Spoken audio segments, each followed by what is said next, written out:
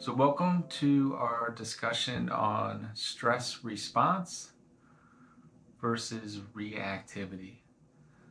So to recap, in the previous segment, in our discussion on stress reactivity cycles, we discussed how to identify the difference between internal and external stressors. External being stressful events, internal being inside, right? So like anxiety, hopelessness, depression, worry about things that are unseen, right? They're happening within our minds and bodies, and they're not always easy to tell. In fact, I shared a little bit about how I was having a difficult time paying attention to my own stress, right? And that is a common problem, is that we don't have awareness of our stress and what it's doing to us, how it is impacting our minds, our bodies, and our lives. So we're just going to have a discussion on how mindfulness and how practicing these skills can be beneficial to that process. So with the reactivity cycle, we noted how stress is occurring all the time. That we cannot change. And stress can be good, it could be bad. There's pressure in life, even when things are going well. So the moment that we get stressed, no matter if it's a big stressor or a small stressor, we are activated, right? This activation includes fight, flight, or freeze. So this hyperarousal. You might notice our blood pressure increase, our stress hormones are being dumped into the body, the adrenals, pituitary glands, just dumping these stressful, damaging hormones into us at the smallest cue. That causes an activation. And from that, we fall into our triggers, right? So for behaviorally, right, like how we think, how we feel, what physiological responses are happening in the body. I shared how when I get angry, there's some immediate tension, temperature change, my face might get red. But it is so quick, right? It's 0 to 60 so fast. And if I'm not aware of it, I will just be in it. And then I'll start to create a story in my head. I might fuel my anxiety. So this story of thought, maybe this catastrophizing that goes on, or this ruminating, or thoughts about this or that. And over time, left unchecked, so the stress, the activation, and the reactivity causes us to really cement some conditioned behaviors. And those behaviors are not always healthy. So there's the maladaptive coping, addiction, overworking, any number of things that can take place that really further to increase our levels of stress that we're carrying in the body. And as we noted, stress is held in the body, and then it increases. So that level continues to increase. Our baseline continues to increase. So left unchecked, those hormones and that stress level is very damaging, right? So stress is the silent killer. So the next time that we get stressed out, we go from 0 to 60 that much quicker. It's so conditioned. We get good at it, right? Like if you practice getting angry, like I practiced getting angry, I got really good at it. So there was this neural pathway of when you get stressed, you get angry, this is what happens. And it becomes this vicious, habitual cycle that just continues to increase stress. Now, it's not anger for everyone, right? You could be someone who freezes and gets lost in their head, lost in thoughts, feeling down, sad, hopeless about things. Everyone is different. Everyone has their own unique patterns. These skills are simply allowing you to now observe them.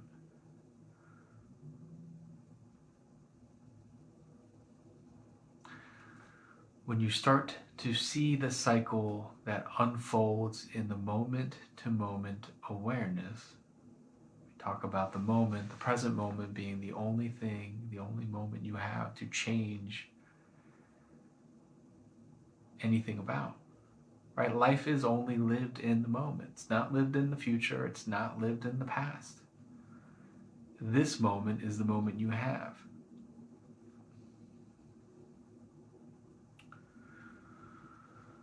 So it becomes a worthwhile place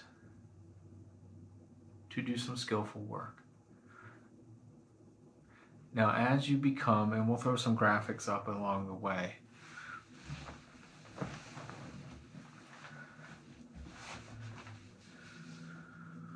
so stress is always going to stay the same, right? And there's going to be internal and external stressors thrown at you all the time.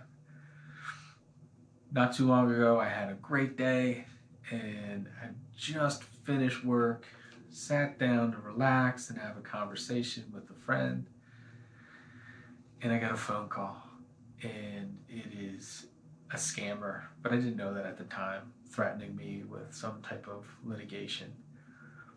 So immediately in that moment, I went from having this nice day, just starting to relax, to immediately stressed and having a racing mind and just thinking about what it is that I could have done wrong or what was happening. And I felt the stress. It was quite palpable in that moment.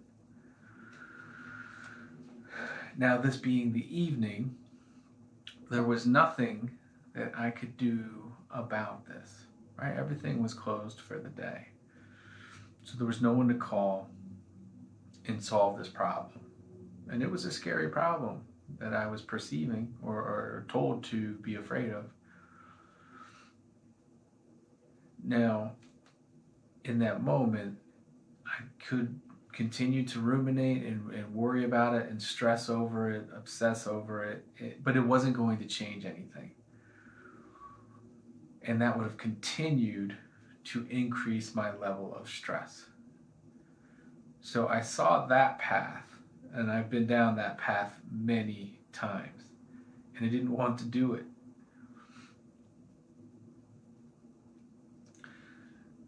So when the stress happened and that activation started to occur, the wiser choice for me in that moment was to meet it with mindfulness, which allowed me to meet that challenge with awareness. Mindfulness is awareness of the present moment and everything that is unfolding in that moment, as much as we can be aware of. So I was able to bring awareness to the thoughts that I was having, the sensations in my body, which were intense. There was tension. Emotionally, there was anger mixed with anxiety and fear.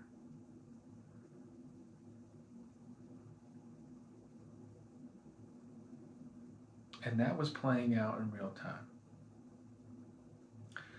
Now, by meeting that with awareness, I was able to see what was happening. So seeing that process play out, can identify the thoughts as thoughts. It didn't mean anything. I didn't know it at the time. It all meant nothing. But thoughts as thoughts, emotions as emotions. We can't change the emotions that we're having, but we can choose which ones to serve, which means that we can stay with some and let go of others, right? I could jump off this wave of fear and move into, you know what, a calm alertness. So with awareness, able to see the arousal occur and shift from activation, so doing mode, right, like my automatic pilot, into being mode. And by meeting that with awareness, I'm able to recover more quickly. Using a strategy, using the breath as an anchor, calming the body down, bringing everything into a more calm and alert attention. So that arousal is still there, right? It still takes place. But by using these tools, you're able to meet it with awareness, right? So meet the difficulty with kindness. That was what we will define compassion as. Meeting difficulty with kindness, right? Bringing awareness to that. Reframing everything that's happening in the full broader context, right? Okay, I'm upset, the stress is happening, but I can deal with it. I can change the way I might typically react to that. So by going from a doing mode into a being mode, I allow myself to recover more quickly. So I'm able to shift out of the activation into awareness, recover more quickly, find a more balanced homeostasis or equilibrium, we call it, just a more balanced and calm state of mind. And when you're able to enter that space, you're not stuck anymore. You're not flying through automatic pilot. You're able to see what's happening and change the way that you respond to it. So instead of reacting, we respond with intention. When you respond with intention, you give yourself space with the difficult. So instead of being swept in this slide of topsy-turvy going down, you can shift out of it and see it for what it is. See the broad picture of it and give yourself more choices, more opportunities to deal with a given situation. The more calm and alert you are, you open up yourself, you free up your prefrontal cortex so that you can be more creative. You may even access a higher wisdom and insight than you realized that you were capable of. But you can only do that when the attention is more calm and more alert, and you're meeting that moment with awareness. And then you can break the cycle of reactivity. By practicing these mindfulness skills and meeting moments of unpleasantness or difficulty or observing obstacles and not reacting to them, not resisting them, not pushing them away, but just observing them, you are retraining your mind. I'll say that again. You are rewiring your brain. You are creating new neural pathways. So instead of having a stress and reacting to it, you're just observing it. That non-reacting is creating a new neural pathway, a new option for you to handle stress. So instead of getting stressed out and having your brain go into fight or flight and shut down and stop thinking, you're moving into a calm and alert attention that can allow you to access greater wisdom and insight, greater creativity to handle that situation. You're not letting the stress pull you in a direction that you may not want to go in, and maybe you've gone into many times. And you're able to meet that moment with compassion, so meeting that difficulty with kindness, creating space with the difficult, breaking conditioned behaviors, creating new habits, new behaviors, new ways of adaptively coping with stressors in your daily life.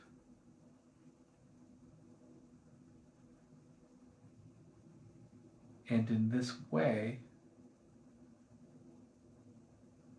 when you bring awareness to your daily life and the challenges you face, you reduce the stress in your life. You learn new ways to manage and respond to living.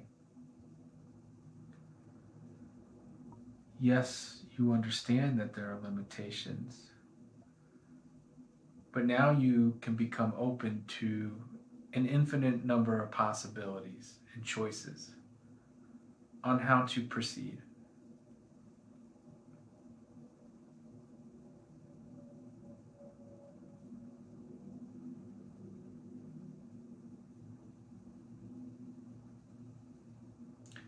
This is the difference between reacting and responding. It takes hard work. It takes effort. If you've made it this far, you have exhibited a lot of courage to face the stressors in your life. Many of the practices are stressful. They induce stress. They're there for a reason, to help you identify and understand how it is that you react to stress, and also give you new options for responding to it. So remembering that Viktor Frankl quote, between stimulus and response, there is a space. Between stimulus and response, there is a space, and in that space lies your ability to choose, and in that choice lies your freedom. It's a very powerful concept, simple and powerful. You're empowering yourself. You're giving yourself freedom to choose with intention how it is that you want to proceed.